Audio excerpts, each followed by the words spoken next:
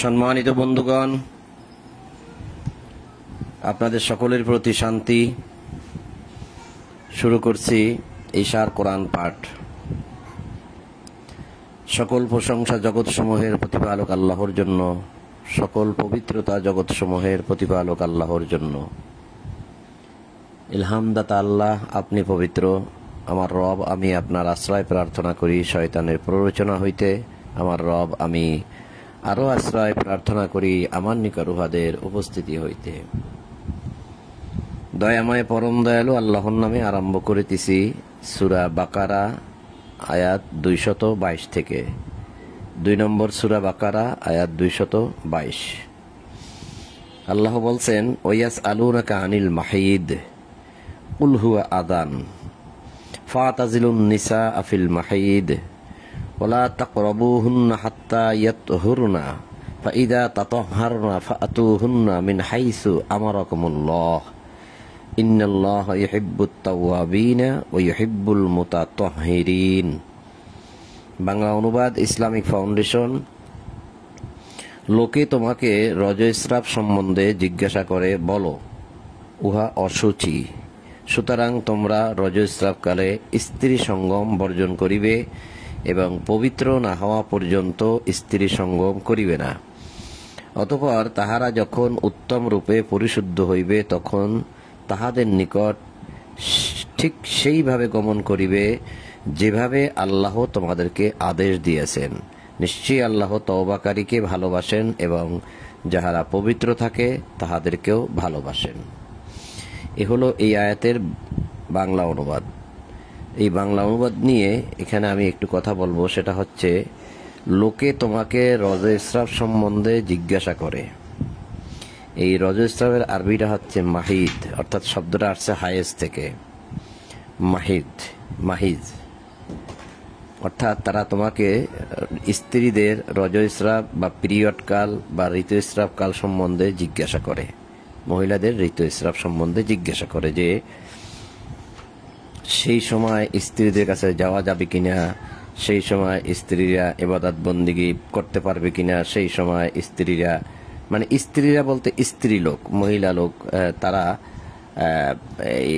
কোরআন পড়তে পারবে কিনা, কোরআন ধরতে পারবে কিনা, ইত্যাদি ইত্যাদি বিষয় তোমার কাছে জিজ্ঞাসা করে। এই তো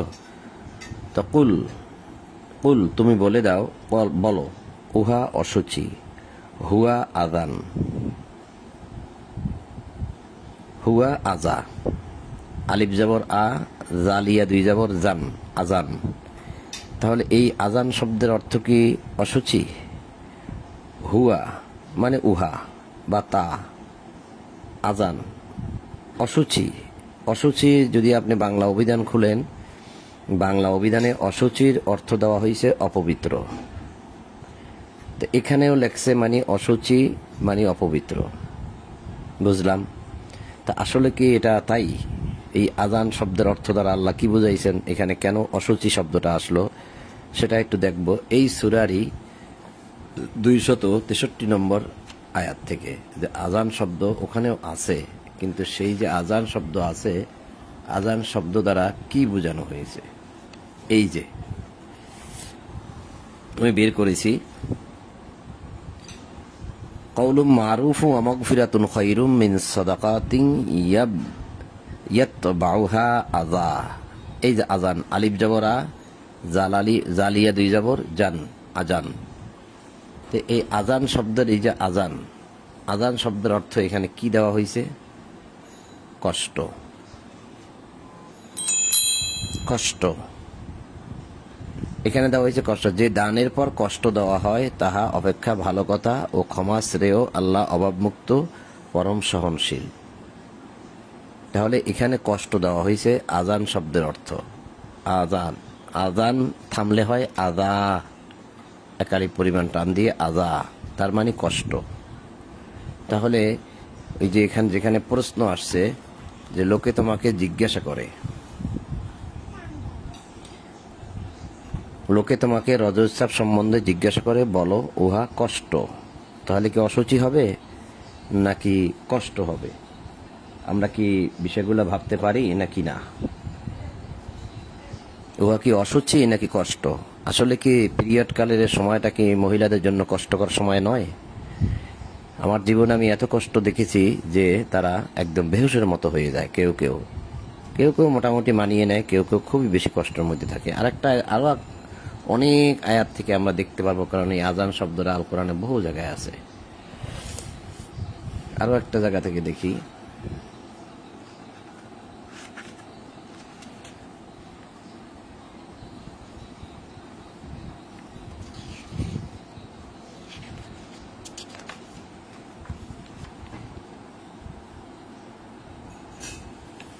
এই যে একটা আজান শব্দ আছে, দেখা যাচ্ছে কিনা, এই যে এই পৃষ্ঠার প্রথমে, এটা ইসলামিক ফাউন্ডেশন 112 নম্বর পৃষ্ঠা, সূরা আল ইমরান, আয়াত 186। এটা যেহেতু 187, তাহলে উপরের আয়াতটা 186। এই দেখেন, কষ্টদায়ক, কষ্টদায়ক। এই যে আজান, কাসিরা, কাসিরা মানে অনেক, অনেক কষ্টদায়ক। তাহলে আজান বা আজা এই শব্দের অর্থ কি অসুচি হয় নাকি কষ্টদায়ক হয়? প্রমাণ কিন্তু এই কিতাবের মধ্যেই রয়ে গেছে, আমাদের এগুলো খুঁজতে অন্য জায়গায় যাওয়া লাগে না। আচ্ছা, 4 নম্বর সূরা নিসার 102 নম্বর আয়াত, যেখানে যুদ্ধের একটা সালাত আছে, যুদ্ধের সালাত যেটাকে আমরা বলি, ঠিক সেইখানেও একটা এই আজান শব্দ আছে। দেখেন সেখানে কি লেখা আছে, এই যে এটা 4 নম্বর সূরা নিসা, যুদ্ধের আয়াত। এই যে, তো এখানেও ঠিক নিচের দিকে এই যে আজা, আজা, যারা দেখতে পাচ্ছেন না আমি তাদের জন্য একটু ভালো করে দেখানোর চেষ্টা করতেছি। আজান, এখানে দেখেন তো, এই কলম বরাবর কি আছে, কষ্ট। যারা দেখতে পাচ্ছেন না, এখানে কমেন্টের কারণে দেখতে পাচ্ছেন না, আমি এটা সব একটু কোরআনটা সরাই, এখন দেখেন কষ্ট। যদি তোমরা বৃষ্টির কারণে কষ্ট পাও অথবা পীড়িত থাকো, তাহলে এখানেও ঠিক আরবিতেও কিন্তু সেই আজান শব্দটা আছে। ইনকুন্তুম না, ইনকানা বিকুম আজান মিন মাতরিন আও কুন্তুম মারদা, মারদা অর্থাৎ যদি তোমরা অসুস্থ থাকো, তাহলে আজান শব্দের অর্থ এখানেও দেওয়া আছে সরাসরি কষ্ট। আর একটা দেখলাম কষ্টদায়ক। আমি এরকম ভাবে আরো 8-10টা আয়াত দেখাইতে পারবো, হয়তো আরো বেশিও আছে। তাহলে এবার আমরা সময় নষ্ট না করে সেই মূল জায়গায় চলে যাই। সেটা ছিল যে কি, সেটা ছিল লোকেরা তোমাকে জিজ্ঞাসা করে, লোকে তোমাকে রজস্রাব সম্বন্ধে জিজ্ঞাসা করে, বলো উহা কষ্টদায়ক। মিলল কি? তাহলে এই সময়টা হচ্ছে একটা কষ্টদায়ক সময়। যেহেতু কোরআনেই এই আজান শব্দের অর্থ কষ্টদায়ক পাওয়া গেছে, তাহলে আর কোনো সমস্যা নাই। সুতরাং তোমরা রজস্রাবকালে স্ত্রী সঙ্গম বর্জন করিবে। ফাতাজিলুন নিসা আফিল মাহিদ, ফাতাজিলুন নিসা, এই নিসাদের কাছে তোমরা যাবে না, এই রজস্রাবকালে যাবে না। ওয়ালা তাকরাবুহুন্না হাত্তা ইয়াতহুরনা, এখানে এটার অর্থ দেওয়া হয়েছে এবং পবিত্র না হওয়া পর্যন্ত স্ত্রী সঙ্গম করবে না। এই যে ইয়াতহুরনা, এই শব্দটাকে বলা হয় তহরাত। এই তহরাত শব্দ দ্বারা এটাকে পবিত্র বলা হয়েছে, যে পবিত্র না হওয়া পর্যন্ত, হাত্তা, যতক্ষণ না পবিত্র হয়।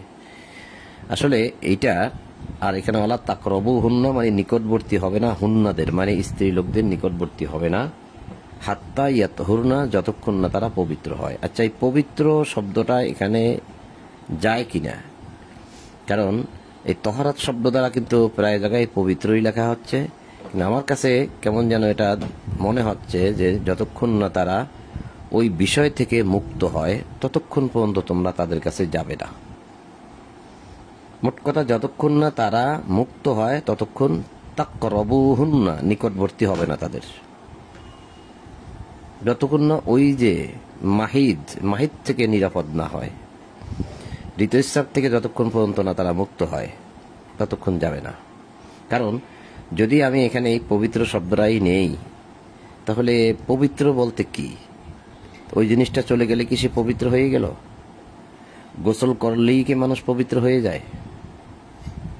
তাহলে যে অমুসলিম সেও কি গোসল করলে পবিত্র হয়ে যায়? পবিত্র সংজ্ঞা আপনি কি দিয়ে বের করবেন? আমি পাচ্ছি না, সেজন্য কথাগুলো বলছি। তো যাই হোক, আমরা এখন এখানে জানলাম যে লোকেরা তোমার কাছে জিজ্ঞাসা করে রজস্রাব সম্বন্ধে, কুল, বলে দাও, হুয়া আজান, উহা কষ্টকর মুহূর্ত বা কষ্টকর সময়। ফাতাজিলুন নিসা আফিল মাহিদ, যতক্ষণ কাজেই তোমরা ওই মাহিদের সময় মানে রজস্রাবকালে তোমরা স্ত্রীদের নিকটবর্তী হবে না, স্ত্রীর কাছে যাবে না। ওয়ালা তাকরাবুহুন্না হাত্তা ইয়াতহুরনা, যতক্ষণ না তারা মুক্ত হয় ততক্ষণ তাদের নিকটবর্তী হবে না। ফাইদা তাতাহহারনা ফাআতুহুন্না মিন হাইসু আমারাকুমুল্লাহ, অতঃপর যখন তাহারা উত্তম রূপে পরিশুদ্ধ হইবে। এখানে আবার পরিশুদ্ধ দেওয়া হয়েছে তহরাত শব্দ দ্বারা। ফাইদা তাতাহহারনা, সেই তহরাত, এই যে তহরাত, ইয়াতহুরনা, এই তহরাত, এখানে আবার এই তহরাত দ্বারা পবিত্র পরিশুদ্ধ দেওয়া হয়েছে। আসলে হবে ফাইদা তাতাহহারনা, যখন তারা মুক্ত হয়, ফাতুহুন্না, তখন তোমরা হুন্নাদেরকে দিবে মিন হাইসু আমারাকুমুল্লাহ, যেভাবে আল্লাহ তোমাদেরকে আদেশ দিয়েছেন দেবে। ফাতুহুন্না দেওয়া মাইনি তাদের কাছে যাওয়া এবং তাদেরকে মানে মিলিত হওয়া আর কি। এটা প্লাস এটা এখানে শুক্রকির আসবে, যে শুক্রকির দিতে পারবে তখন, এই বিষয়টাই বোঝানো হচ্ছে। ফাতুহুন্না শুক্রকির দেওয়ার, এই দেওয়ার বিষয়টা, ফাতুহুন্না শুক্রকিরের বিষয়টা এই নিচের আয়াতেও আসবে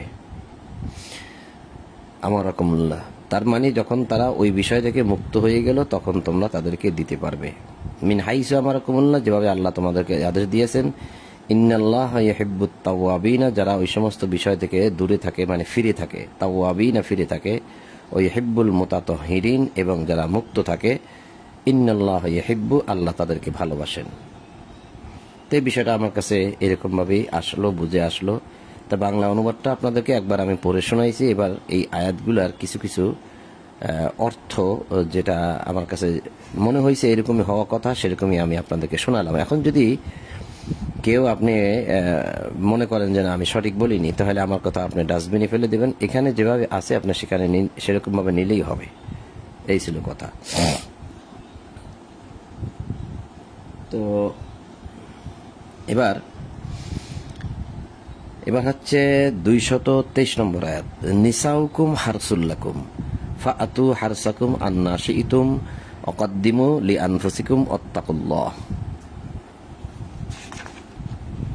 ওয়ালামু আন্নাকুম মুলাকুহু ওয়া বাশশিরিল মুমিনিন। তাহলে তোমাদের স্ত্রীগণ তোমাদের শস্যক্ষেত্র, ইসলামিক ফাউন্ডেশন অনুবাদ দিছে শস্যক্ষেত্র। আপনি যতগুলো অনুবাদ খুলবেন সব জায়গায় দেখবেন শস্যক্ষেত্রই দিছে, শস্যক্ষেত। অতএব তোমরা তোমাদের শস্যক্ষেত্রে যেভাবে ইচ্ছা গমন করিতে পারো, তোমরা তোমাদের ভবিষ্যতের জন্য কিছু করিও এবং আল্লাহকে ভয় করিও। জানিয়ে রাখো যে তোমরা আল্লাহর সম্মুখীন হইতে যাচ্ছ এবং মুমিনগণকে সুসংবাদ দাও। এখন এই আয়াতটা নিয়ে আমি কিছু কথা বলবো, সেটা হচ্ছে এই নিসাউকুম হারসুল্লাকুম, নিসা অর্থাৎ নারীগণ, কুম তোমাদের নারীগণ, হার্স ফসলের ক্ষেত্র, ফসলের ক্ষেত বা শস্য ক্ষেত্র, লাকুম তোমাদের জন্য, ফাআতু হারসাকুম দেও তোমাদের ফসলের ক্ষেতে, আন্না শিইতুম যেভাবে বা যখন বা যা তুমি চাও, যেভাবে তুমি চাও। কি তুমি এখন চাও নাকি পরে চাও, তোমার ব্যাপার। অকদ্দিমু লিআনফুসিকুম তোমরা তোমাদের নিজেদের জন্য অগ্রে পাঠাও, আগে পাঠাও। যেমন জান্নাত যদি আমার দরকার হয়, তাহলে জান্নাতের জন্য যত সৎকর্ম আছে তা আমার এখনই পাঠাইতে হবে। আজ থেকে 15-20 বছর পর আপনি যদি একটা সন্তান দরকার হয়, যখন আপনি বৃদ্ধ হবেন তখন আপনার সন্তান দরকার হয়, তাহলে সে সন্তানের জন্য আপনি এখনই পাঠাবেন, এখনই দেবেন। কারণ আজকে আপনি দিলেন, 1 বছর 2 বছর পরে আপনার সন্তান হলো, সে 2 বছরের মাথায় সে সন্তান আপনার কোনো কাজে আসবে না, সে আপনার কোনো উপকার করতে পারবে না। কাজেই সে উপকার করতে হলে তাকে বয়স হইতে হবে, বড় হইতে হবে, তাহলে আপনাকে আগে পাঠাইতে হবে, মানে আগে দিতে হবে। ওয়াত্তাকুল্লাহ তোমরা ভয় করো আল্লাহকে, এবং জানিয়ে রাখো যে ওয়াত্তাকুল্লাহ ওয়ালামু আন্নাকুম মুলাকু, এবং তোমরা আল্লাহর সঙ্গে সাক্ষাৎ, তোমাদের আল্লাহর সঙ্গে সাক্ষাৎ হইতেছে, তোমরা আল্লাহর সঙ্গে সম্মুখীন হইবে। অবাশশিরিল মুমিনিন সুসংবাদ দাও মুমিনগণকে। তো এই যে কথাটা নিসাউকুম হারসুল্লাকুম, তোমাদের নিসাগান তোমাদের হার্স ফসল ক্ষেত্র, এই কথাটা আমি বিভিন্ন গ্রুপে বিভিন্ন মানুষের কাছ থেকে শুনেছি। তারা খুব হাস্যরস করে কথাটা বলে এবং টিটকারিও দেয় যে আল্লাহ কি এরকম মানুষকে শস্যক্ষেত বলতে পারে? আল্লাহ তো বলছে এখানে, কিন্তু তাদের ভাষ্য না, আল্লাহ এটা বলে নাই। কি বলছে? মানে এই হার্স মানে শস্যক্ষেত হবে না, ফসলের ক্ষেত হবে না। তারা এইভাবে বোঝায় আর কি, যেটা হবে না এটা মানুষ অনুবাদ করছে শস্য ক্ষেত, আল্লাহ নাকি বলে নাই। যে হার্স ফসল ক্ষেত নয় তারা বলতে চায়। তাহলে এটা যে ফসলের ক্ষেত তার একটা প্রমাণ আমি দিচ্ছি আপনাদেরকে 42 নম্বর সূরার 20 নম্বর আয়াত থেকে। 42 নম্বর সূরা আয়াত 20।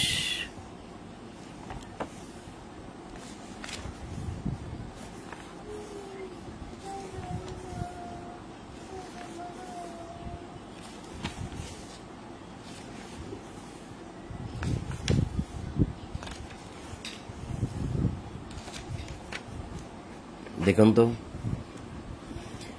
এটা 42 নম্বর সূরা সূরা, এই সূরাটার নাম হয়েছে সূরা, 42 নম্বর সূরা 20 নম্বর আয়াত।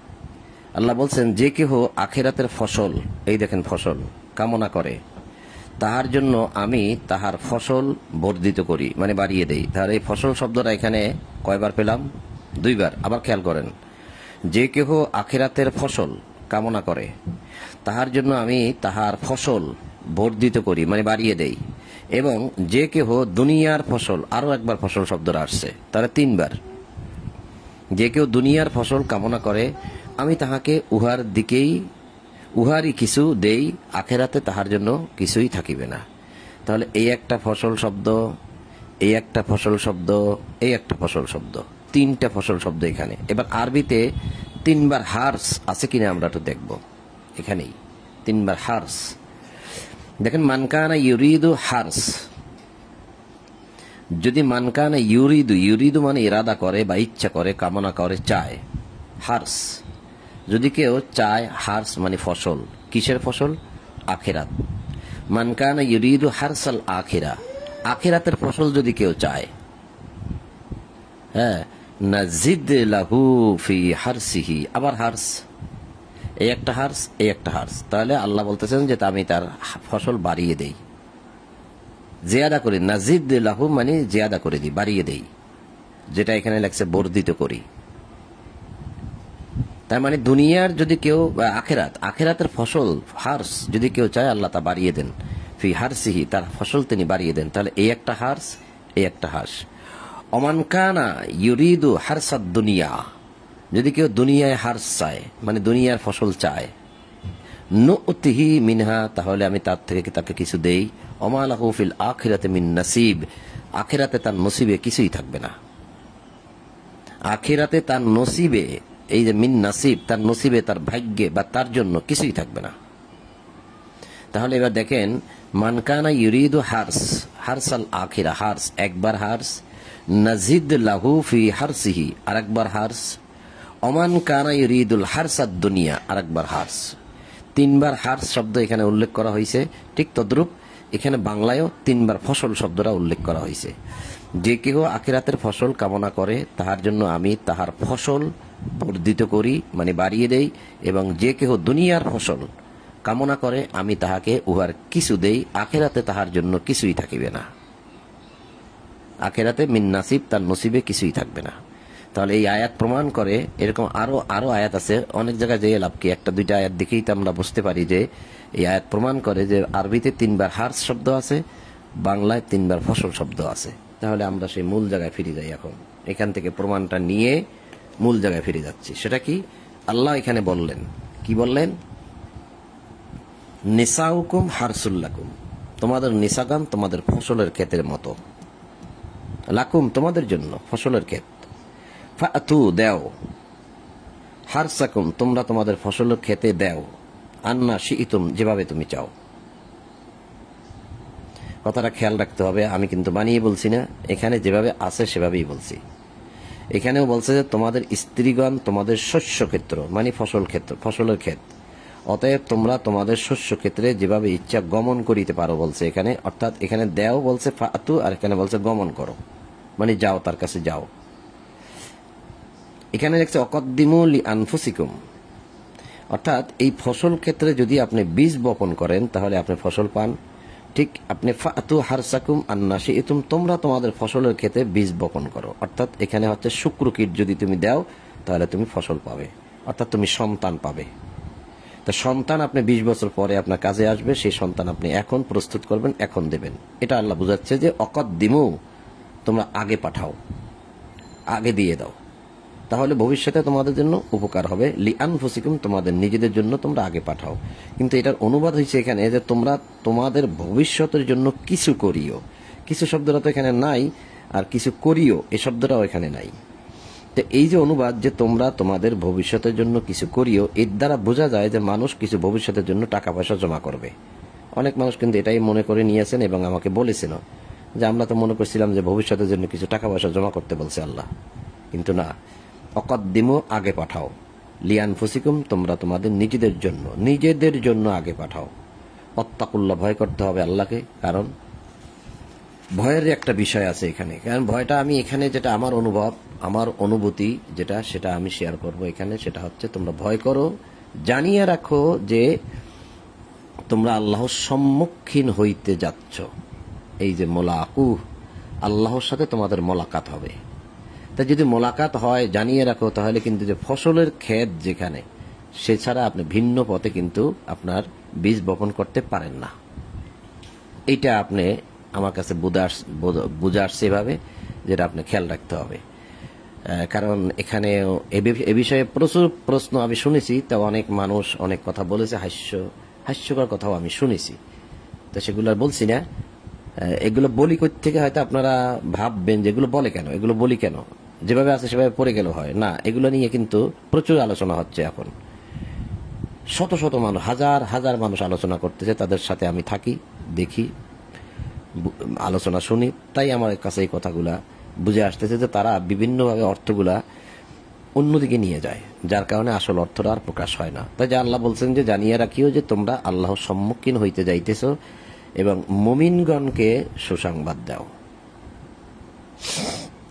তাহলে আমরা এটা পেলাম এবং আমরা এই বিষয়টা বুঝলাম। তো এবার আমরা যাচ্ছি 224-এ। তোমরা সৎ কাজ, আত্মসংযম, মানুষের মধ্যে শান্তি স্থাপন হইতে বিরত রইবে, এই শপথের জন্য আল্লাহর নামকে তোমরা অজুহাত করিও না। আল্লাহ সর্বশ্রোতা, সর্বজ্ঞ। এটা হয়তো এখন আমার চোখে পড়ে না, হয়তো পূর্ব যুগে ছিল যে কেউ কেউ হয়তো আল্লাহর নাম ধরে অজুহাত পেশ করত, শপথ করত যে আমি ভালো কাজ করব না, মানুষের জন্য, মানুষের কল্যাণে কোনো কাজই করব না, মানুষ বড় বেঈমান বা মানুষ খারাপ, আল্লাহর নামে শপথ করে। এই যে বলছে এই শপথের জন্য আল্লাহর নামকে তোমরা অজুহাত করিও না, হয়তো এরকম মানুষ বলতো, সেজন্যই আল্লাহ এই কথাটা এভাবে বলছেন। তো এটা আমার একটা ধারণা আর কি।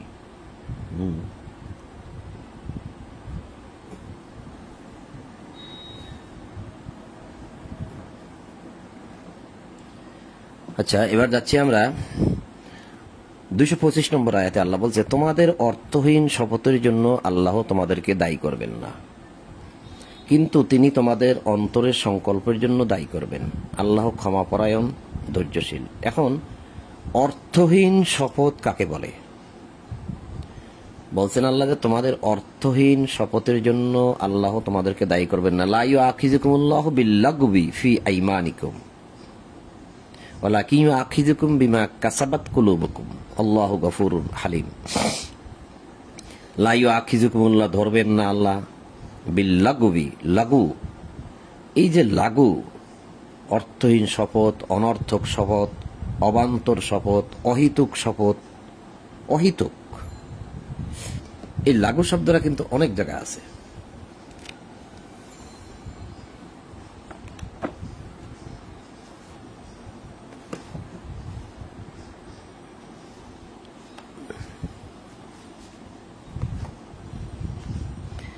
এটা 23 নম্বর সূরা মুমিনুন, একদম শুরুতে যাচ্ছি আমি। এই যে শুরু 3 নম্বর আয়াতেই লাগু শব্দটা আছে। এই যে 3 নম্বর আয়াতে সূরা মুমিনুন, 23 নম্বর সূরা মুমিনুন, 3 নম্বর আয়াতেই লাগু শব্দটা। কদ আফলাহাল মুমিনুন আল্লাযীনা হুম ফি সালাতিহিম খাশিউন আল্লাযীনা হুম আনিল লাগবি। এই যে লাগবি মুরিদুন, অবশ্যই বিসমিল্লাহ, দয়াময় পরম দয়ালু আল্লাহর নামে অবশ্যই সফল কাম হয়েছে মুমিনগণ, যাহারা বিনয় নম্র নিজেদের সালাতে, যাহারা অসার ক্রিয়াকলাপ হইতে বিরত থাকে। অসার অসার কথাবার্তা, অহিতুক কথাবার্তা, অবান্তর কথাবার্তা লাগু। তাহলে এখানেও কিন্তু সেরকম একটা কথা পাওয়া গেল যে তোমাদের অহিতুক কথাবার্তা বা অহিতুক শপথের জন্য আল্লাহ তোমাদেরকে ধরবেন না। যেটা আমরা এখন এখানে দেখলাম যে তোমাদের অর্থহীন শপথের জন্য আল্লাহ তোমাদেরকে দায়ী করবেন না। তা যদি আপনি অর্থহীনভাবে শপথ করে ফেলেন তখন তার সেটার উপায় কি হবে? আপনি যদি মানে একটা শপথ করে ফেলছেন, এখন উপায় কি? আল্লাহ তো বলছে ধরবে না। এই যে 5 নম্বর সূরা মাইদার 89 নম্বর আয়াত খেয়াল করেন। 5 নম্বর সূরা মাইদা আয়াত 89, তোমাদের বৃথা শপথের জন্য আল্লাহ তোমাদেরকে দায়ী করবেন না। ওখানে বলছে অর্থহীন শপথ, এখানে বলছে বৃথা শপথ। তো বৃথা শপথ, অহেতুক শপথ, অর্থহীন শপথ, অনর্থক শপথ, অনেক রকম বলা যায় বিষয়টাকে। এখানেও কিন্তু ঠিক তাই। লা ইউআখিযুকুমুল্লাহু বিল্লাগবি ফি আইমানিকুম।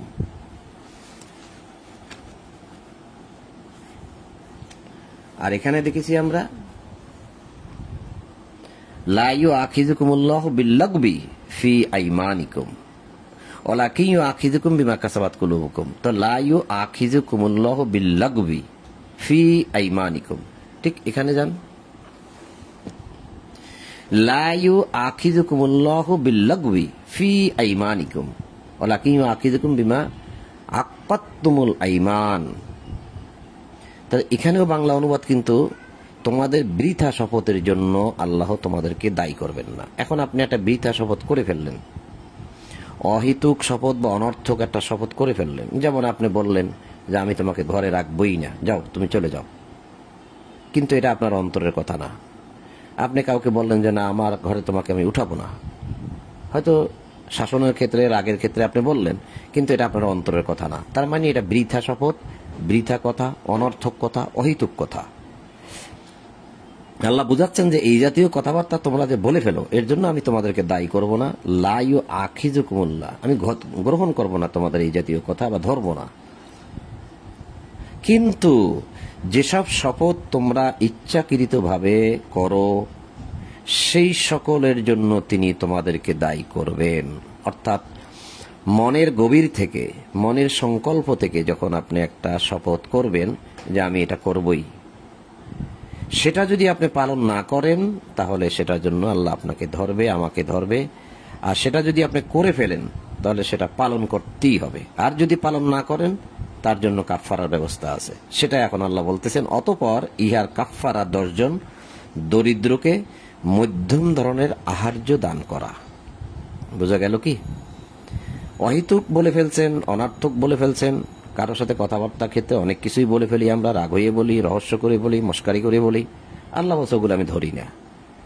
কিন্তু গভীর থেকে যখন আপনি একটা শপথ করলেন তখন সেটা আপনাকে পূরণ করতে হবে। যদি পূরণ করতে না পারেন কোনো কারণবশত, তাহলে এর কাফফারা হচ্ছে 10 জন দরিদ্রকে মধ্যম ধরনের খাদ্য দান করা। মিসকিন বলা হয়েছে, যে মাসাকিনা ইতআমুন মানে খাদ্য দান করা, আশারাতিন 10 জন, ফাকাফফারাতুহু তার কাফফারা হচ্ছে এটা, যাহা তোমরা তোমাদের পরিজনদেরকে খাইতে দাও, অথবা তাহাদেরকে বস্ত্র দান করা, ওই 10 জনকে বস্ত্র দান করা, কাপড় চোপড়, কিংবা একজন দাস মুক্তি করা। এখন এগুলো আপনি পারতেছেন না, আপনার দাস আছে, আগে ক্রয় করে রেখেছিলেন, কারণ ইসলাম গ্রহণের পর তো আপনি দাস ক্রয় করতে পারবেন না, এটা আগে করে ফেলছিলেন। এখন ইসলাম গ্রহণ করে মুসলিম হয়েছেন, তো এখন আপনি একটা দাস মুক্ত করে দেন। আল্লাহ কতগুলো অপশন রাখছে। এতেও যদি কেউ সমর্থ না হয় তাহলে যাহার এই সমর্থ নাই তাহার জন্য 3 দিন সিয়াম পালন করা। তাহলে 3 দিন সিয়াম পালন করতে হবে, এই যে মনের গভীর থেকে যে শপথ করা হয় সেই শপথ পূরণ করার জন্য। এরপর আল্লাহ বলছে তোমরা শপথ করিলে ইহাই তোমাদের শপথের কাফফারা। আবারও বলছে এখানে কাফফারা, এই দেখেন কাফফারাতু, এখানে বলছে কাফফারাতুহু, তোমরা শপথ ভঙ্গ করলে এটাই হচ্ছে তোমাদের শপথের কাফফারা। এইভাবে আল্লাহ তোমাদের জন্য তাহার বিধানসমূহ বিশদভাবে বর্ণনা করেন যেন তোমরা কৃতজ্ঞতা জ্ঞাপন করতে পারো। কাযালিকা ইউবাইয়িনুল্লাহু লাকুম আয়াতিহি, তাহার আয়াতগুলো এইভাবে আল্লাহ ইউবাইয়িনা করেন, অর্থাৎ সুস্পষ্টভাবে বর্ণনা করেন, লাআল্লাকুম তাশকুরুন, যাতে তোমরা শুকরিয়া আদায় করতে পারো। তাহলে আমরা দেখলাম যে অনর্থক শপথের জন্য আল্লাহ দায়ী করবেন না, আর যদি মনের গভীর থেকে করি তাহলে তার জন্য আল্লাহ দায়ী করবেন যদি সেটা আমরা পূরণ না করি। আর যদি পূরণ করতে না পারি তার জন্য এই কাফফারার ব্যবস্থা যেটা আছে সেটাও আপনারা পড়ে দেখলেন, আমি পড়ে শোনালাম। আয়াতটা খেয়াল রাখবেন, 5 নম্বর সূরা মাইদার 89 নম্বর আয়াত। তা আমরা এখন যেখানে ছিলাম সেখানে যাই।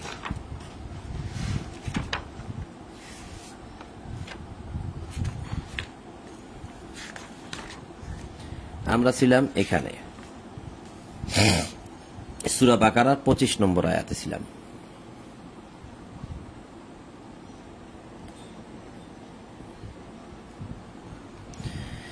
লা ইউআখিযুকুমুল্লাহু বিল্লাগবি ফি আইমানিকুম, তোমাদের অর্থহীন শপথের জন্য আল্লাহ তোমাদেরকে দায়ী করবেন না। এখানেও আল্লাহ কথাটা বলে দিলেন, কিন্তু ওয়ালাকিন ইউআখিযুকুম, তোমাদেরকে না গ্রহণ করবেন আল্লাহ, তোমাদেরকে ধরবেন, বিমা কাসাবাত কুলুবুকুম, এই যে কুলুব মানে কলব মানে অন্তর মানে হৃদয়, অন্তরের গভীর থেকে হৃদয়ের গভীর থেকে যে শপথ তোমরা করবে সেটার জন্য তিনি দায়ী করবেন।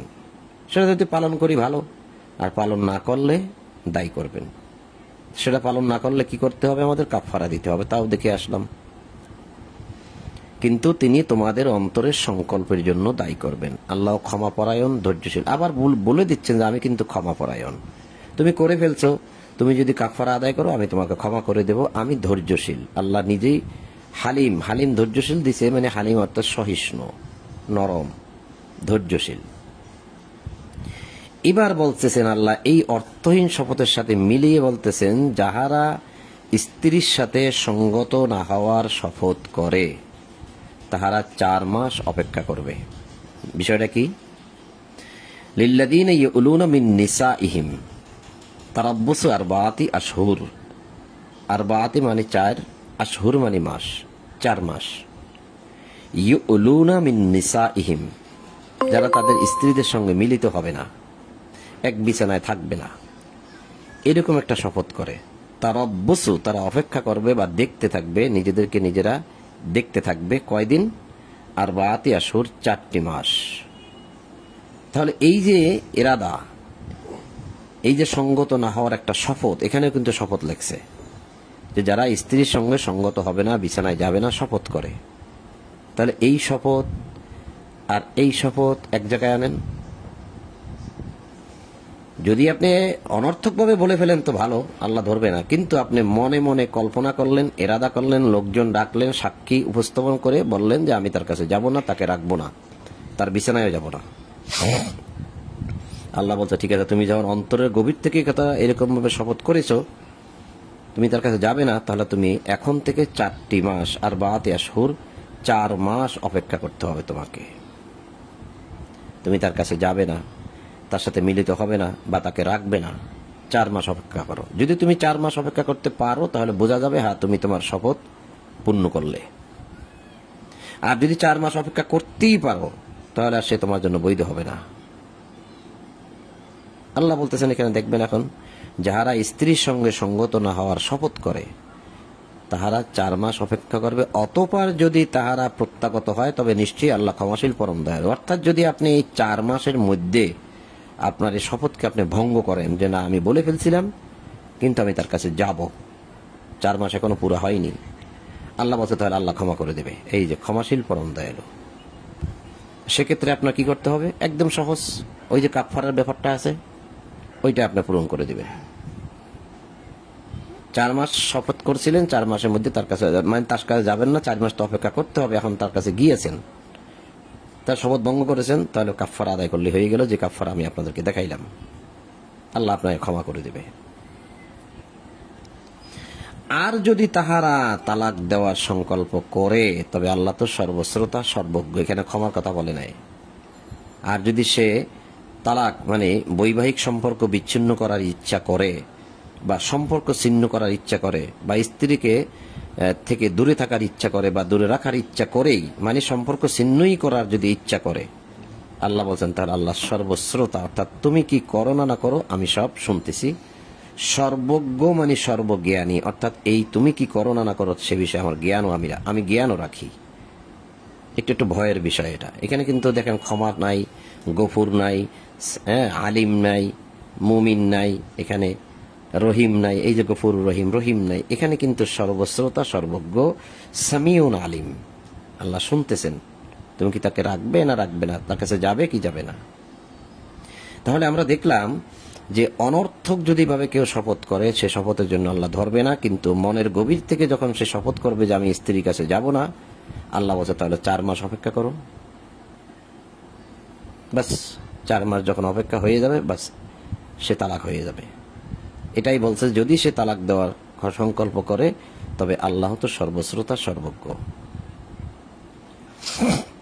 অর্থাৎ এই 4 মাস যদি সে অতিক্রম করে তাহলে তার তালাক হয়ে গেল, আর কোনো বাধা নেই। এখন সে কি 4 মাসের মধ্যে তার স্ত্রীর কাছে গেল কি গেল না। আর এই শপথটা করতে হবে একমাত্র সে ফ্রি থাকা অবস্থায়। সে প্রেগনেন্ট থাকলেও হবে না, সে পিরিয়ডকালীন সময় থাকলেও হবে না, প্রেগনেন্ট থাকলে হবে না, পিরিয়ডকালীন সময় হবে না, সে ফ্রি থাকতে হবে সে। এখন তুমি তো 4 মাস তার কাছে যাওনি, বুঝলাম, তাহলে তালাক হয়ে গেল। এখন সে তালাক প্রাপ্ত, এই জন্যই 228 বলছে তালাক প্রাপ্তা স্ত্রী 3 রজস্রাব কাল পর্যন্ত প্রতীক্ষায় থাকবে। এখন আল্লাহ তাকে ঘোষণা করেছেন তালাক প্রাপ্ত স্ত্রী। এখন তুমি যে 4 মাস তার কাছে গেলা কি গেলা না, সে তো ফ্রি ছিল। তুমি যদি তার কাছে গিয়ে থাকো তাহলে তো সে প্রেগনেন্ট হয়ে যেতে পারে। এই জন্যই আল্লাহ বলছে তালাক প্রাপ্ত স্ত্রী, অর্থাৎ স্বামী যদি 4 মাস অতিবাহিত করে তাহলে স্ত্রীর জন্য কর্তব্য হবে 3 রজস্রাব কাল প্রতীক্ষা থাকিবে। আল মুতাল্লাকাতু ইয়াতারাব্বাসনা বিআনফুসিহিন্না সালাসাতা কুরু, আর এখানে বলছে লিল্লাযিনা ইয়াউলুনা মিন নিসাহিম তারাব্বুসু, আর এখানে বলছে আল মুতাল্লাকাতু ইয়াতারাব্বাসনা, তারাব্বুসু রাব্বাসনা, অর্থাৎ অপেক্ষা করবে বা দেখতে থাকবে নিজেদেরকে। এখানে বলছে আরবাআতি আশহুর 4টি মাস, আর এখানে বলছে সালাসাতা কুরু 3টি পিরিয়ড কাল, 3টি পবিত্র কাল বা 3টি পিরিয়ড কাল। এই কুরু শব্দটা আল কোরআনে এক জায়গায় আছে আর কোথাও নেই, যার জন্য এটার অর্থ অন্য জায়গায় কি করা হয়েছে সেটা আর আমরা দেখতে পারিনি। তবে এটা নিয়ে ডিকশনারি বা বিভিন্ন তাফসির গ্রন্থ থেকে যা দেখা যায় তার অধিকাংশ লোকই মত দিয়েছেন যে কুরু শব্দের অর্থই হচ্ছে পিরিয়ড কাল, আর কেউ কেউ বলছে পবিত্র কাল।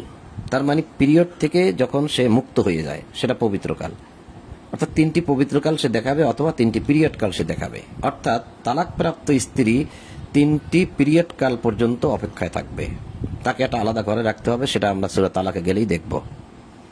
সে যখন স্বামী থেকে বিচ্ছিন্ন হয়ে গেল, স্বামী যখন 4 মাস তার কাছে গেল না, এটা কিন্তু আবার একসাথে হবে না, এমনি হবে না। এখানে আপনার সূরা নিসায় যেতে হবে, আমাদের 27 নম্বর আয়াতে যেতে হবে, সেখানে সমাধান আছে যে এটা কিভাবে হবে।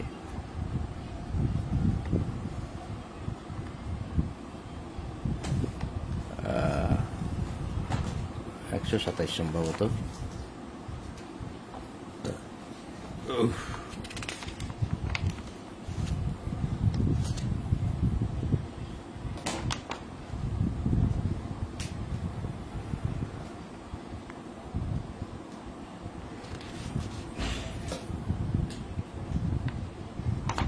ভুলেই গেলাম।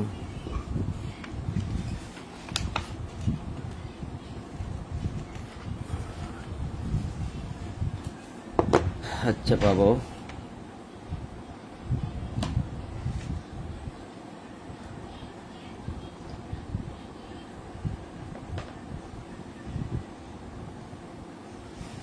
আচ্ছা একটু বেশি গিয়েছি এই জন্য বলি যায়, অনেকদিন পড়ি না তো। এই যে পেয়ে গেছি। তাহাদের উভয়ের মধ্যে বিরোধ আশঙ্কা করিলে, অর্থাৎ স্বামী স্ত্রীর মধ্যে বিরোধ আশঙ্কা করিলে তোমরা, জনগণকে বলছে বা দায়িত্বপ্রাপ্ত মানুষকে বলছে, যারা মুত্তাকি তাদেরকে বলছে, যারা দায়িত্বপ্রাপ্ত সমাজের উলিল আমর যারা মুত্তাকি যারা ইমাম যারা, তাদেরকে বলছে তোমরা তাহার পরিবার হইতে একজন ও উহার পরিবার হইতে একজন সালিশ নিযুক্ত করিবে। ওয়াইন খিফতুম শিকাকা বাইনিহিমা ফাবাসু হাকামাম মিন আহলিহি ও হাকামাম মিন আহলিহা, হুকুমদাতা, হাকামাম মানে হুকুমদাতা, তার পরিবার থেকে একজন হুকুমদাতা, আহলিহি তার আহাল থেকে, এবং ও হাকামাম মিন আহলিহা এবং এর পরিবার থেকেও একজন হুকুমদাতা আহাল থেকে তোমরা সালিস নিযুক্ত করিবে। এবং তাহারা, এই দেখেন, উভয়ে নিষ্পত্তি চাইলে আল্লাহ তাহাদের মধ্যে মীমাংসার অনুকূল ব্যবস্থা করিবেন। তাহারা উভয়ে নিষ্পত্তি চাইলে, তো যাই হোক, আমি এটা একটু সংক্ষেপে করতে চাইছিলাম কিন্তু পারলাম না, কারণ বিভিন্ন জায়গা থেকে দেখাইতে হয়। তো এখানে আল্লাহ বলছে যে তালাকপ্রাপ্ত স্ত্রী 3 রজস্রাবকাল প্রতীক্ষায় থাকিবে। স্বামী 4 মাস অতিবাহিত করেছে, এবারে স্ত্রী কি করবে, সে এটা প্রমাণ করবে যে সে স্বামী তার কাছে যায় নাই, তার পিরিয়ড গুলো ঠিক আছে, এটা দেখার জন্য সে 3 রজস্রাবকাল লোকদেরকে দেখাইতে হবে। বলবেন লোকদের, কোন লোকদের? এগুলা যারা দায়িত্বপ্রাপ্ত আছে তারা ঠিক করে দেবেন, মহিলাদেরকে, বয়স্ক মহিলাদেরকে বা যে কোনো মহিলাদেরকে ঠিক করে দেবেন। তারা দেখবে যে সে তার পিরিয়ড গুলো ঠিক মতো চলতেছে কিনা। যদি দেখা যায় যে তার পিরিয়ড হচ্ছে না, তাহলে তো সে তালাক হয়নি, স্বামী তো তার কাছে গিয়েছিল। আর যদি সে পুরোপুরি ভাবে পিরিয়ড হয়ে যায়, 3টি পিরিয়ড, তাহলে বোঝা যাবে তার স্বামী তার কাছে যায় নাই এটা, এবং সেই স্ত্রী থাকবে আলাদা করে, সেটা চূড়ান্ত তালাকে আছে। এরপরে আল্লাহ বলছে, তাহারা আল্লাহ এবং আখিরাতে বিশ্বাসী হইলে তাহাদের গর্ভাশয়ে আল্লাহ যা সৃষ্টি করিয়াছেন তাহা গোপন রাখা তাহাদের পক্ষে বৈধ নয়। কি বুঝলাম? যদি স্ত্রী আল্লাহকে বিশ্বাস করে, পরকালকে বিশ্বাস করে, এখানে বলাই হয়েছে ইউমিন্না বিল্লাহি ওয়াল ইয়াউমিল আখির, যদি বিশ্বাস থাকে বিল্লাহি আল্লাহর প্রতি, ওয়াল ইয়াউমিল আখির আখিরাতের প্রতি যদি বিশ্বাস থাকে, তাহলে ফি আরহামিহিন্না তার আরহামের মধ্যে, হিন্না মানে স্ত্রীলোক, তার ইরহামের মধ্যে অর্থাৎ তার গর্ভাশয়ের মধ্যে মা খালাকাল্লাহ আল্লাহ যা সৃষ্টি করেছেন, আইয়াকতুমনা তার গোপন করা বৈধ নয়, আলা ইয়াহিল্লু লাহুন্না হালাল হবে না, বৈধ হবে না যে সে গোপন করবে। অর্থাৎ স্বামী ওই 4 মাসের মধ্যে কোনো এক সময় আসছিল, তার পিরিয়ড বন্ধ হয়ে গেছে, ঢিলা ঢালা ভাব চলতেছে, লোকেরাও তাকে ভালো করে জিজ্ঞাসা করতেছে না, দেখতেছে না, আছে না এরকম? এটা শর্মের ব্যাপার। হ্যাঁ ঠিক আছে বলে দিল, অথচ তার গর্ভাশয়ের মধ্যে কিছু একটা সৃষ্টি করেছেন আল্লাহ, তার মানে স্বামী আসছিল। তাই আল্লাহ এই জন্যই শর্ত আরোপ করেছে, যদি সে বিশ্বাসী হয় আখিরাতে এবং আল্লাহকে, তাহলে তার গর্ভাশয়ের মধ্যে যা আসছে, সৃষ্টি হয়েছে, তার পক্ষে গোপন করা বৈধ হবে না। সে বলে দেবে যে না, আমার এখানে সন্তান আসছে। বোঝা গেল কি? এখন এখানে আল্লাহ বলছে, যদি তাহারা আপোষ নিষ্পত্তি করতে চায়, তবে উহাতে তাহাদের পুণ্য গ্রহণে তাহাদের স্বামীগণ অধিক হকদার। আবার কি হলো? অর্থাৎ মনে করেন এই যে 3টা পিরিয়ড কাল দেখাবে স্ত্রী, এখন এই 3টা পিরিয়ড কাল একদম পুরোপুরি হয়তো আসে না, এখনো পুরোপুরি শেষ হয় না, এর আগেই যদি স্বামী এসে হাজির হয়, যা হবার হয়ে গেছে, আমি আমার স্ত্রীকে নিয়ে যাব, সে কিন্তু আর একটা ঘরে আলাদা করে, যে ব্যবস্থাটা আমাদের বাংলাদেশ তো দূরের কথা, পৃথিবীর কোথাও আছে বলে আমার মনে হয় না, যে তালাক দিতে হইলে তাকে আলাদা একটা ঘর রাখতে হবে, আলাদা করে থাকতে হবে, সে যেখানে কোনো মানুষ যাবে না, স্বামীও যেতে পারবে না, ভরণ পোষণ সব দিতে হবে। বিধান, আল্লাহর বিধান, কোথাও কোনো কার্যকর নাই, কোনো কিছু নাই, অথচ আমরা জান্নাতের আশায় বসে আছি। এখন যদি তাহারা আপোষ নিষ্পত্তি করতে চায়, তার মানে যদি স্ত্রীও যদি যেতে চায় আর স্বামী যদি বলে যে না, আমি আমার স্ত্রীকে ফিরিয়ে নিয়ে যাব, তাহলে এখানে যেহেতু তালাকটা দিয়েছে স্বামী, তাই স্বামীগণ অধিক হক রাখে তাকে ফিরিয়ে নিয়ে যাওয়ার। তার মানে আল্লাহ তালাকটা চাচ্ছেন না, যে কোনো মতে তালাক না হোক। আল্লাহ মানুষের প্রতি কতটা দয়াশীল। এখানে বলাই হয়েছে যে অবৌলাতুহুন্না হাক্কু বিরাদ্দিহিন্না ফি যালিকা ইন আরাদু ইসলাহ, ইন আরাদু যারা যদি তারা ইসলাহ করতে চায়, ইরাদা করতে চায়, ইসলাহা, এই যে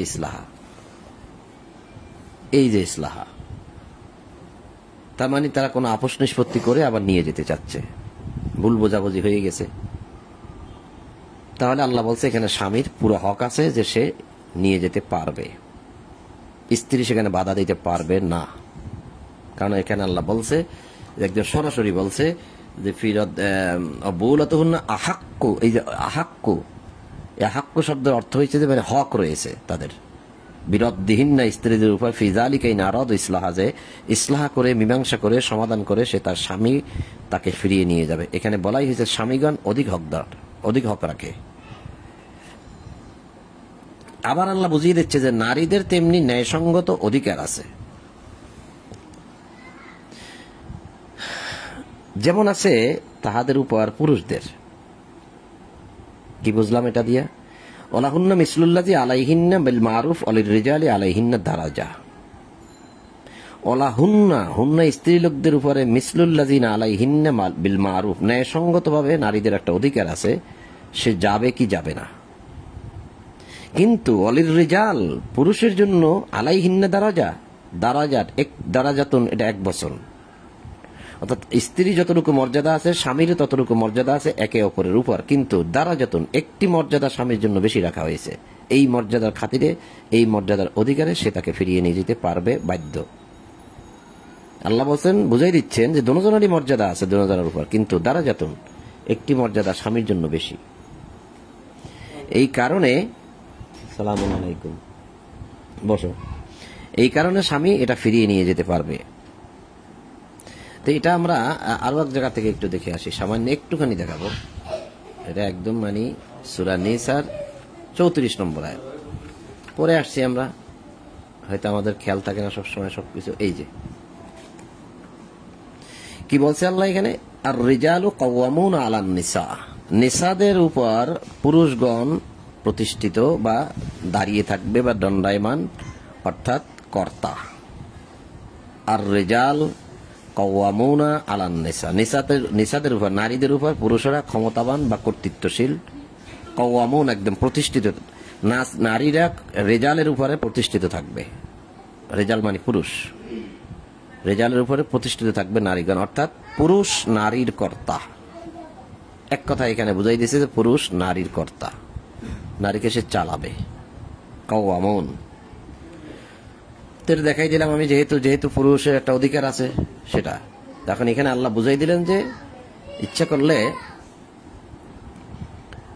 করলে যে স্ত্রী ফিরে যাবে সেটা পারবে না, যেহেতু অলির রিজালি আলাইহিন্না দারাজাতুন, অর্থাৎ পুরুষের উপরে একটি মর্যাদা বেশি রাখা হয়েছে। আল্লাহ আজিজুন হাকিম, এখানে কিন্তু আল্লাহ গফুরও বলে নাই, আলিমও বলে নাই, হালিমও বলে নাই, বলছেন কি আল্লাহ মহাপ্রাক্রমণশালী, প্রজ্ঞাময়, মহাবিচারক এবং মহাশক্তিশালী। পরের উপর যখন তখন আক্রমণ করতে পারে, সে হচ্ছে আজিজ। কতক্ষণ হইল?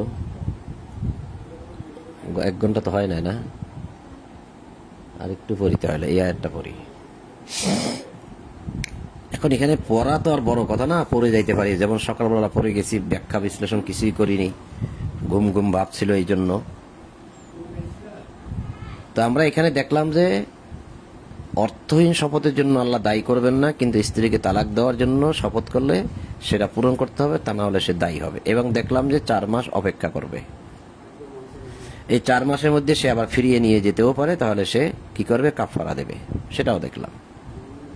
আর যদি সে তালাক দেয়, কিন্তু আল্লাহ কিন্তু তা দেখতেছেন, সর্বশ্রোতা সর্বজ্ঞ, মানে আল্লাহ শোনেন। এখানে দেখলাম যে তালাক প্রাপ্ত স্ত্রী সে 3 রজস্রাবকাল প্রতীক্ষায় থাকবে, অপেক্ষায় থাকবে, সেটাও দেখলাম। আবার নিচে এসে দেখলাম যে স্বামীগণ অধিক হকদার, অর্থাৎ ফিরিয়ে নিয়ে যাওয়ার ক্ষেত্রে অধিক হকদার। তার মানে তালাকটা হচ্ছে না, তালাকটা হচ্ছে না। এখানে বলা হয়েছে যাহারা স্ত্রীর সঙ্গে সঙ্গত না হওয়ার শপথ করে তাহারা 4 মাস অপেক্ষা করবে, অতঃপর যদি তাহারা প্রত্যাগত হয়, তার মানে শপথ করেছে কিন্তু ফিরে গেছে, তাহলে দেখা যাচ্ছে ওই 4 মাসের মধ্যে এক সময় ফিরে যাওয়া যায় না। আল্লাহ তো বলছে যদি প্রত্যাগত হয় আল্লাহ ক্ষমা করে দেবে। এখন প্রশ্ন হচ্ছে, আপনি কয়বার তালাক দিয়ে কয়বার ফিরিয়ে নেবেন? এবছর এই কাজটা একবার করেছেন, লোকজন ডেকে, সাক্ষী রেখে, হাকামাম মিন আহলিহি ও হাকামাম মিন আহলিহা, উভয় পক্ষ থেকে 2 জন সালিশ নিযুক্ত করে কাজটা করেছিলেন, আপনি ফিরিয়ে নিয়ে গেছেন 4 মাস অতিবাহিত হওয়ার আগেই, তাহলে জীবনে একবার করলেন। আবার দেখা গেছে আপনি আগামী বছর এই কাজটা করেছেন, আপনি বুঝছিলেন যে না আমরা ঠিকমতো মিলমিশ থাকতে পারবো, কিন্তু পারি নাই, তাহলে আবার আপনাকে তালাক দিতে হচ্ছে, তাহলে আপনি আগামী বছরও দিলেন। তাহলে কি আপনি আবার তৃতীয়বারে দিতে পারবেন, চতুর্থবারে দিতে পারবেন, পঞ্চমবারে দিতে পারবেন, দশমবারে দিতে পারবেন, 20 বার দিতে পারবেন? তার মানে আল্লাহর বিধান কি তামাশা? যে তালাক দেওয়ার পর তালাক প্রাপ্ত স্ত্রীকে ফিরিয়ে নেওয়ার একটা বিধান আল্লাহ রাখছে, যেহেতু আল্লাহ তালাকটা চাচ্ছেন না, এই সুযোগটা কাজে লাগাই আপনি কি বারবার তালাক দেওয়া, বারবার ফিরিয়ে রাখবেন, ফিরিয়ে নেবেন? এই প্রশ্নের উত্তর কি? এই প্রশ্নের উত্তর হচ্ছে 229-এ। আবার এখানেও বলছে এই যে তাহাদের স্বামীদের অধিক হক রয়েছে যে স্ত্রীকে ফিরিয়ে নিয়ে যাওয়া। কয়বার? এবার তালাক দিয়েছেন, ফিরিয়ে নিয়ে গেছেন, আগামীবার তালাক দিবেন, ফিরিয়ে নিয়ে যাবেন, তারপরে তালাক দিবেন, তা ফিরিয়ে নিয়ে যাবেন। তাই আপনি বারবার তালাক দেবেন, বারবার ফিরিয়ে নিয়ে যাবেন? তাহলে আল্লাহর বিধান বলতে কিছু থাকে? এই যে ফিরিয়ে নেওয়ার বিষয়, যেটাকে বলা হয় প্রত্যাহারযোগ্য তালাক, তালাক দিয়েছেন কিন্তু সেটা প্রত্যাহার করে নিচ্ছেন, প্রত্যাহারযোগ্য তালাক, এটা কয়বার পারবেন আপনি করতে? সেটাই বলছে আল্লাহ 229-এ, যে তালাক 2 বার। এই 2 বার আপনি তাকে ফিরিয়ে নিতে পারবেন, আর পারবেন না। ভুল বোঝাবুঝি হয়েছে, তালাক দিছেন, ফিরিয়ে নিয়ে যাচ্ছেন, তালাক দিছেন, ফিরিয়ে নিয়ে যাচ্ছেন, এই 2 বার পর্যন্ত ফিরাতে পারবেন, তারপরে আর পারবেন না। 2 বার অতিবাহিত হয়ে গেছে, এখন তাকে আপনি হয়তো রেখে দিবেন, নয়তো বিদায় করে দিবেন, শেষ। এটাই বলা হয়েছে আত-তালাকু মাররাতান। এই মাররাতান শব্দটা হয়েছে দ্বিবচন। আত-তালাকু মাররাতান, 2 বার। ফাইমসাকুম বিমারুফিন আও তাসরিহুম বিইহসান। অথবা আর স্ত্রীকে এই 2 বারের পরে হয়তো রেখে দিবে, নয়তো একদম মানে আর আসবে না, তাকে বিদায় করে দিবে, শেষ। 2টার একটা করতে হবে। এই 2 বারের পরে তৃতীয়বার আর রাখা যাবে না। আর না হয়তো রেখে দিবেন, আর তালাক দিতে পারবেন না জীবনে। 2টার একটা। তোমরা তোমাদের স্ত্রীদেরকে যাহা প্রদান করিয়াছ, আচ্ছা এখানে বলছে যে বিধিমতো রাখিয়া দিবে অথবা সদয়ভাবে তাকে মুক্ত করিয়া দিবে। তোমরা তোমাদের স্ত্রীদেরকে যাহা প্রদান করিয়াছ তার মধ্যে হইতে কোনো কিছু গ্রহণ করা তোমাদের জন্য, তোমাদের পক্ষে বৈধ নহে। যে সমস্ত কাপড় চোপড়, স্বর্ণ গহনা অলংকার, টাকা পয়সা যা কিছু দেওয়া হয়েছিল তার কোনো কিছুই আপনি রাখতে পারবেন না। আর আজকাল মানুষ সেগুলো রেখে দেয়, কারণ পরকালে বিশ্বাসে না। আর তাকে ইহসান বলা হয়েছে, ইহসানের সাথে তাকে মুক্ত করতে হবে, সম্মানের সাথে ভালো আচরণ করে তাকে মুক্ত করতে হবে। অবশ্য যদি তাহাদের উভয়ের আশঙ্কা হয় তাহারা আল্লাহর সীমারেখা রক্ষা করিয়া চলিতে পারিবে না। এখন আরেকটা বিধান আসতেছে, মাসলা আসতেছে, যে যদি তাহারা আল্লাহর সীমারেখা রক্ষা করিয়া চলিতে পারিবে না, এরকম একটা ভয় থাকে, এবং তোমরা অর্থাৎ হে সালিসিগণ, হে সালিস নিযুক্তকারীগণ, হে বিচারক মণ্ডলী বা উলিল আমর বা ইমাম বা নেতা বা মুত্তাকি, তোমরা যদি আশঙ্কা করো যে তাহারা আল্লাহর সীমারেখা রক্ষা করিয়া চলিতে পারিবে না, তবে স্ত্রী কোনো কিছুর বিনিময় নিষ্কৃতি পাইতে চাইলে তাহাতে তাহাদের কাহারও কোনো অপরাধ হইবে না। এসব আল্লাহ সীমারেখা। এটা আবার নিষ্কৃতি কি আসলো? আমরা তো দেখতেই পাচ্ছি যে তারা আল্লাহর সীমারেখা রক্ষা করে চলতে পারবে না। আবার স্ত্রী কিছুর বিনিময়ে নিষ্কৃতি কেন চাইতে চায়, কিছু দিয়ে মুক্তি পেতে চায়, কিসের জন্য? এটা কিসের জন্য? তাহলে আপনাকে উপরে যেতে হবে, এটা বুঝতে হলে। ওই যে অলির রিজালি আলাইহিন্না দারাজা, স্বামীর জন্য একটি মর্যাদা বেশি আছে, সে তার মর্যাদার খাতিরে, অধিকারে সে নিয়ে আসতে, স্বামী স্ত্রীকে নিয়ে যেতে চাচ্ছে, ফিরিয়ে নিয়ে যাবে। আর এখানে কি বলছে? বউলাতুহুন্না হাক্কু বিরদ্দিহিন্না ফি যালিকা ইন আরাদু ইসলাহা, তাহাদের পুনর্গ্রহণে তাহাদের স্বামীগণ অধিক হক রাখে। স্ত্রীর 3টি পিরিয়ড শেষ হওয়ার আগেই স্বামী চাচ্ছে যে তাকে ফিরিয়ে নিয়ে যাবে, এটা স্বামীর হক। সে তার কোরআনের আয়াত অনুযায়ী হক নিয়ে স্ত্রীর কাছে গেছে যে আমি নিয়ে যাব, ফিরিয়ে নিয়ে যাব। এখন স্ত্রী কি করলো? বেঁকে বসলো। বেঁকে বসা বুঝেন? স্ত্রী বলতেছে না, আমি যাব না। তাহলে এখন সমাজ দেখতে পাচ্ছে কি যে না, তাদের মধ্যে মিলমিশ নাই, তারা আল্লাহ সীমারেখা রক্ষা করে চলতে পারবে না। এখন স্বামী বলতেছে কোরআনে তো আছে, আমার হক আছে, আমি এসে নিয়ে যাব তাকে, পিরিয়ড এখনো পুরোপুরি শেষ হয় নাই, কারণ আমার মর্যাদাও বেশি। এই যে অলির রিজালি আলাইহিন্না দারাজা, একটি মর্যাদা আল্লাহ আমার জন্য বেশি রাখছে, আমি ইচ্ছা করলে তাকে এখন ফিরিয়ে নিয়ে যেতে পারবো। কিন্তু স্ত্রী বলতেছে আমি যাব না, তাহলে এই ক্ষেত্রে উল্টো বিচার। সেটা কি, এই খেয়াল করেন আবার কই গেল, যদি তাহাদের উভয়ের আশঙ্কা হয় যে তাহারা আল্লাহ সীমারেখা রক্ষা করিয়া চলতে পারবে না, এবং তোমরা জনগণ যদি মনে করো, আশঙ্কা করো, ভয় করো যে তারা আল্লাহ সীমারেখা রক্ষা করে চলতে পারবে না, কারণ স্বামী বলতেছে আসো আসো যাই, চলে যাই, স্ত্রী বলতেছে যাব না যাব না, লেগেই আছে এখনো, বিচারা ঝগড়াঝাটি এখনো, বা একজনের সাথে একজনের রাগারাগি এখনো লেগে আছে, তাহলে দেখাই যাচ্ছে যে তারা আল্লাহ সীমারেখা রক্ষা করে চলতে পারবে না, ঝগড়াঝাটি চলতেই থাকবে। তাহলে স্ত্রী কোনো কিছুর বিনিময় মুক্তি পেতে চাইলে তাহাতে তাহাদের কাহারও কোনো অপরাধ হইবে না, কারণ স্বামী তার অধিকার নিয়ে আসছে, স্ত্রী বলতেছে আমি যাব না। আল্লাহ বলছে কোরআনে আমি নিয়ে যেতে পারবো, এখন তো স্ত্রী বাধা আটকা পড়ে গেল, যে সে তো কোরআনের আইন ধরেই আসছে, তাকে যাইতে হবে। এখন আল্লাহ বলে দিচ্ছে যে ঠিক আছে, স্ত্রী যখন যাবে না তাহলে উল্টো স্ত্রী তাকে কিছু একটা দিয়ে, স্বামীকে দিয়ে বিদায় করে দেবে যে তুমি আমার কাছে আর আসবে না। এটা হচ্ছে গিয়ে, তবে স্ত্রী কোনো কিছুর বিনিময় নিষ্কৃতি পাইতে চাইলে এতে তাদের কারো কোনো অপরাধ হবে না। ফালা জুনাহা আলাইকুম ফালা জুনাহা আলাইহিমা ফি মাফতাদাত বিহি, তাদের এই দুইজনের মধ্যে কোনো গুনাহ হবে না। এখন এখানে একটা কথাও আছে যে কত দিবে, এখন স্ত্রী কত দিবে, এখন স্ত্রী কত দিবে তার আছে কত, সেটা তো স্বামী জানে, জোর করা যাবে না তাকে। তার কি পরিমাণ সে দিয়ে মুক্তি দিতে পারে, মুক্তি পেতে পারে, ঠিক সে যতটুকু দিয়ে পারে ঠিক ততটুকু নিয়েই স্বামী চলে যাবে। আর যদি সে বলে যে না আমার টাকা পয়সা লাগবে না, তুমি যখন যাবোই না তা আমি আর নেব না তোমার টাকা পয়সা, আমি চলে যাই, তাহলে সেটা ভিন্ন কথা।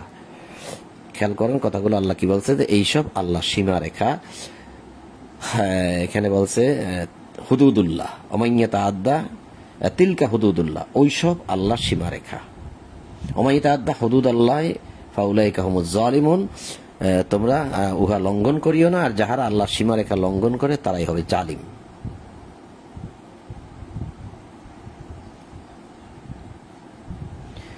অতঃপর তালাক তো হয়ে গেছে, এখন তালাকের মাসালা এগুলা। অতঃপর যদি সে তাহাকে তালাক দেয় তবে সে তাহার জন্য আর বৈধ হবে না।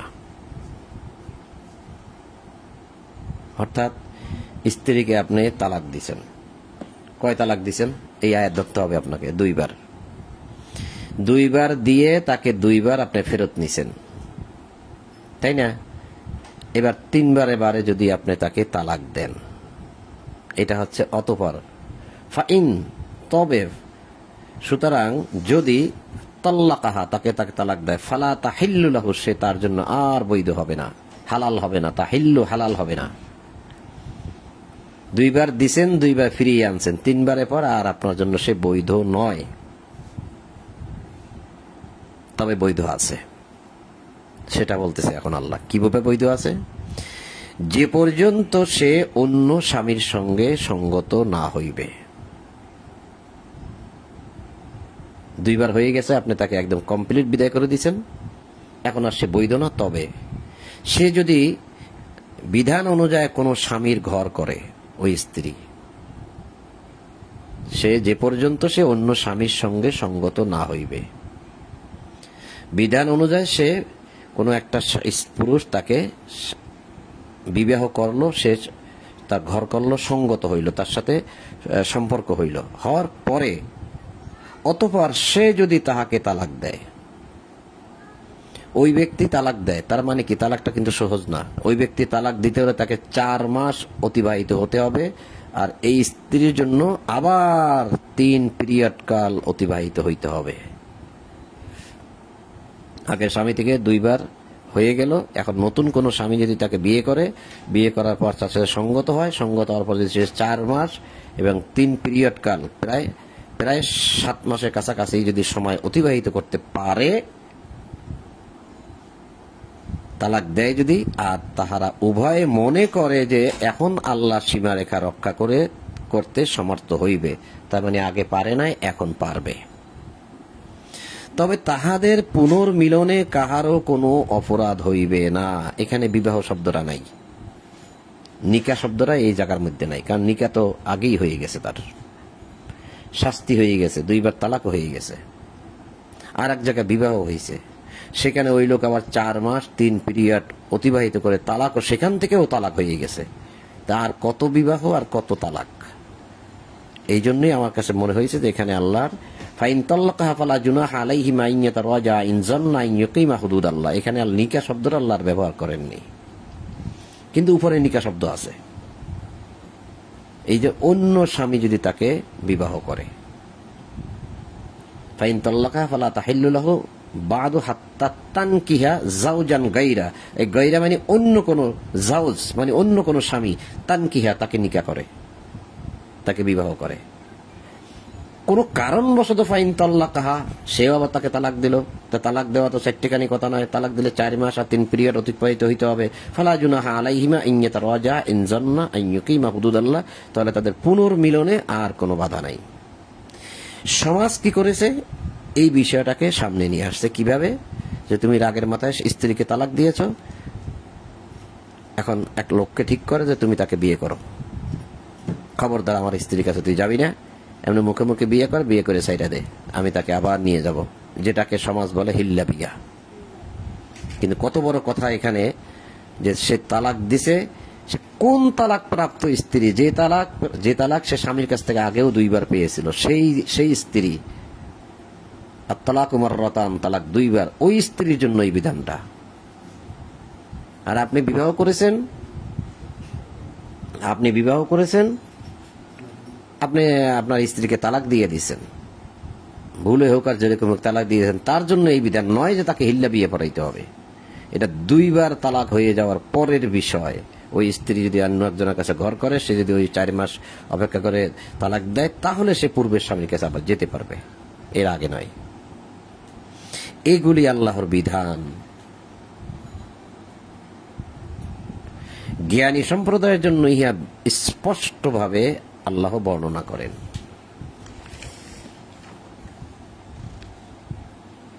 আর একটু আছে এটার সাথে সঙ্গতিপূর্ণ, তা না হলে এটা মিলবে না।